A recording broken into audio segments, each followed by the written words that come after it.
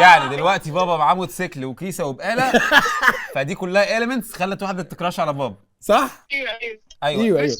ايوه، ايه بقى المشكله؟ المهم في مرة كانت جاية لقيتها جايبه له كيس كده وانا قاعده، فبتقول له اتفضل حاجه تدفيك وانت قاعد في السقعه دي.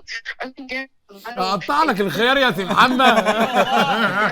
الخيار مضايقك يا سي محمد. وانا قاعده قامت جايه قالت لي هات حاجات كده، فانا اللي قمت وجبت لها. انا انت هتقول له عشان ما تتعبش نفسك، الجو ساقعه خد كوسه وساعه كده. انت فرحانه ان ابوك بيخون أنا بس امك؟ ثانية. دي فرحانه. نايمه في البيت. نايمه في البيت؟ طب وانت صاحيه سايب امك نايمه كده؟ طب امك نايمه انت مش صاحيه تشوفي بابا بيعمل ايه؟ انا يومها روحنا انا ماما عامله كيكه، فانا قلت له بص يا يا عبول ماما بالله، شئت يا ستي وعايز حاجه تدفيه وانت مصممه تعملي كيكه برتقال، يعني خلاص يا امي شوفي. طب ثانيه واحده، بابا كان رد فعله ايه؟